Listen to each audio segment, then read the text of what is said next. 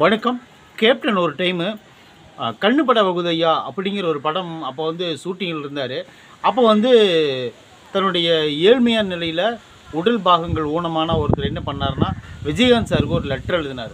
அது என்ன லெட்டர்னு பார்த்தீங்கன்னா, நான் உங்களை சந்திக்கணும், நீங்கள் என்னோடய வீட்டுக்கு வரணும் அப்படின்னு சொல்லிட்டு எழுதினார்.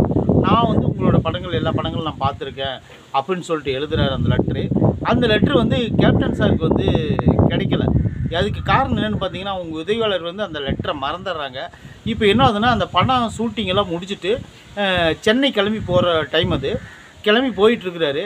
போயிட்டுருக்கும்போது நடுவழியில் அவங்க உதவியாளர் வந்து எதர்ச்சியாக அந்த ரசிகரை பற்றி பேசும்போது, உங்களுக்கு வந்து ஒரு லெட்ரு வந்துச்சு. அது என்ன லெட்டருன்னு பார்த்தீங்கன்னா, ஒரு மாற்றுத்திறனாளி ஒரு குடிசை வீட்டில் வசிக்கக்கூடியவர் அங்கே லெட்டர் எழுதியிருந்தாலும் உங்களை பார்க்கணுன்னு சொன்னாருன்னு சொல்லுவாங்க.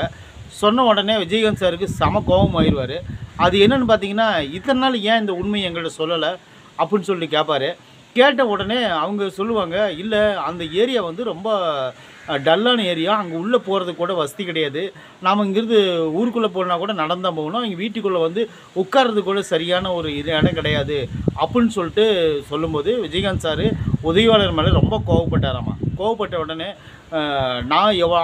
அவன் என்னோடய ரசிகன், என்னை பார்க்கணுன்னு எழுதியிருக்கான், அவனால தான் நான் இந்த சூழ்நிலையில் இருக்கிறேன் இவன் நிலைமைக்கு.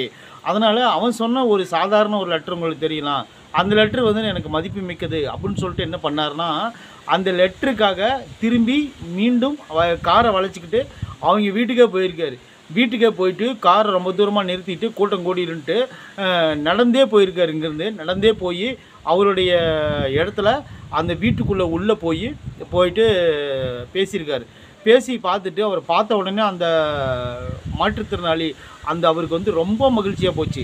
ஒரு பெரிய ஒரு தலைவர் நம்மளை நோக்கி வந்து நம்மக்கிட்ட பேசுகிறாரு அப்படின்னு சொல்லிட்டு அவர் மேலே ரொம்ப மரியாதை அதிகமாச்சான். உடனே விஜயகாந்த் சார் சொன்னாராம், அதாவது நீ வந்து எனக்கு ரசிகனாக இருக்கிறது ரொம்ப பெருமையாக இருக்குது, ஆனால் இந்த லெட்ரு எனக்கு கிடைக்கிறது தாமதமாகி போச்சு, நான் வந்து உங்களை ஒன்று சந்திக்கிறதுக்கு ரொம்ப தாமதமாகி போச்சு, மன்னிச்சிரு அப்படின்னு சொன்னாராம். அப்பேற்பட்ட ஒரு தலைவர் தான் நம்ம கேப்டன் அவர்கள். உடனே ஒரு ஃபோன் நம்பர் எழுதி கொடுத்தாராம், இது என்னோடய பர்சனல் நம்பரு, நீ எப்போ வேணாலும் என்கிட்ட கூப்பிட்டு கேட்கலாம், உனக்கு வந்து எல்லா உதவிகளும் நான் செஞ்சு தரேன் அப்படின்னு சொல்லிட்டு ஒரு உதவி இல்லாமல் அவர் செஞ்சு கொடுத்துருக்காரு. அதுதான் அவருடைய பெருந்தன்மை காட்டுது. ஒரு நண்பர் கேட்டார், இத்தனை நடிகர்கள் இருக்கும்போது நீங்கள் ஏன் விஜயகாந்த் சார் படங்களை ரிவ்யூ பண்ணுறீங்க அப்படின்னு ஒரு நண்பர் கேட்டார். அதுக்கு காரணம் 1000 காரணம் சொல்லலாம், அதுக்கு இதுவும் ஒரு காரணம் அப்படிங்கிறதுக்காக தான் இந்த வீடியோ வந்து இப்போ நான் உங்களுக்கு போடுறேன். நம்ம கேப்டன் புகழ் பாடும் வண்ணமாக நம்ம தொடர்ந்து விஜயகாந்த் சார் நடித்த படங்களை நம்ம ரிவ்யூ பண்ணிகிட்ருக்கோம். அந்த வகையில் வந்து நிறைய படங்களை பண்ணியாச்சு. இப்போ வந்து 84வது படங்கள்னு நினைக்கிறேன் இப்போ பண்ணிகிட்டு இருக்கிறது. நீங்கள் தொடர்ந்து நம்மளுக்கு ஆதரவு கொடுங்க. கேப்டன் புகழ் என்றும் வாழ்க. நன்றி.